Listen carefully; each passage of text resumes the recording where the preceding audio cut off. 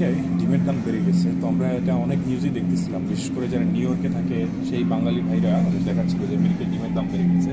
আসলেই বেড়ে গেছে। দেখেন ডিমের আইল মোটামুটি খালি, পিছনে আছে কিছু ডিম, এবং এর মধ্যে সব থেকে সস্তা ডিম হচ্ছে এইগুলো গ্রেট ভ্যালুর 18টা লার্জ হোয়াইট এগ, যেগুলো ফালতু আর কি, খাইতে একদমই মজা না, সেগুলো আছে। এইগুলা কত দাম? তো $8।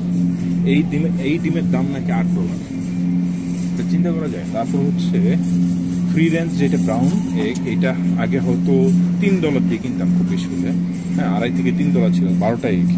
এটা এখন $5.80, মানে $6 কাছাকাছি। ওদিকটা দেখাই, 18টা লার্জ এগ।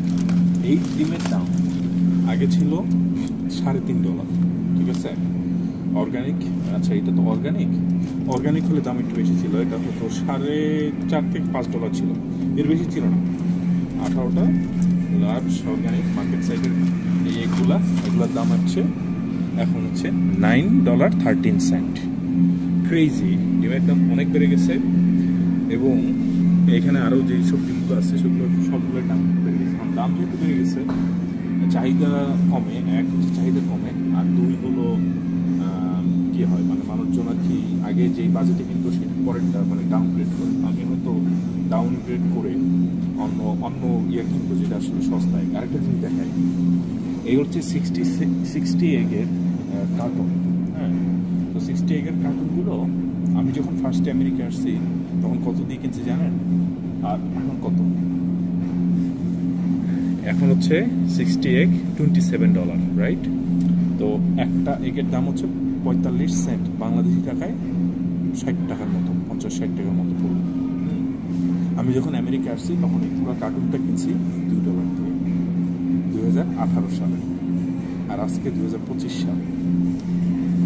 এবং এইটা মানে রেগুলার না, রেগুলারলি এই ডিমের দাম হচ্ছে $16-17 এই এলাকায়, কিন্তু আজকে এখন ডিমের দাম বেড়ে $27 উপরে চলে গেছে, কারণ হচ্ছে বার্ড ফ্লুর কারণে এগ শর্টেজ চলতেছে, দ্যাটস ওয়াই। সো এবং এই ইয়াটা আরও বাড়বে, এই কী বলে, এই জিনিসটা আরও বাড়বে, প্রাইসিসটা আরও বাড়বে। সো এর জন্য ডিম নাই বলতে গেলে আমেরিকার মার্কেটে ডিমের হাহাকার। কোন ডিম নিব? 36টা নিব $9 দিয়ে? না, ভালো না, ওইটা তো আবার দাম বেশি, ওটা হয়ে যাবে ডিম খেতে খেতে। আমরা আবার ডিমের উপরে অনেক নির্ভর করি আর কি। তো দেখি আমরা একটু ব্যালেন্স করে অপটিমাইজ করে একটা কিছু নেওয়ার চেষ্টা করি। তো এই হচ্ছে আমেরিকার বাজার। তো আমি যে সময় আমেরিকা আসছি তখনকার যে মেন্টালিটি, এখনকার ইয়াটা অনেক ইয়ে, এবং কী বলে লিভিং কস্ট কিন্তু অনেক বেশি। সো আপনি যদি চিন্তা করেন যে, এবং আপনার বেতনাদি কিন্তু ওই হিসেবে অনেক বাড়ে নাই, হ্যাঁ। যেমন সব কিছুর দাম যেমন অনেক ক্ষেত্রে 2 থেকে 3 গুণ হয়ে গেছে, 1.5 গুণ থেকে 3 গুণ হয়েছে অনেক কিছুর দাম, 1.5 গুণ থেকে 3 গুণ, এটা একটা ফেয়ার এস্টিমেট।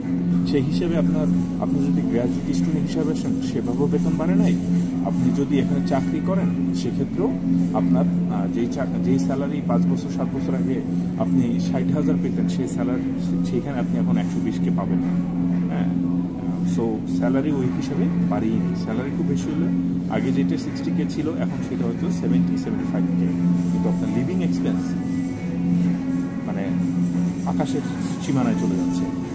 সো যারা আর কি বিভিন্ন ডেইলি শো দেখেন এবং বিভিন্নভাবে আর কি আমেরিকার কুলেট খাওয়ার চেষ্টা করেন, আর আমেরিকা কিন্তু কুলায় খাওয়া দেখেন, হ্যাঁ বাংলাদেশের অবস্থা খারাপ কিন্তু আমেরিকার অবস্থা ভালো না, হ্যাঁ ওটা মন্দের ভালো কিন্তু খুব বেশি ভালো না, হ্যাঁ। কুলেট খাওয়া বন্ধ করেন, রিয়েলিটিতে আসেন, বাজারে আসেন, তাহলে বুঝবেন, বাজারটা দেখান, হ্যাঁ।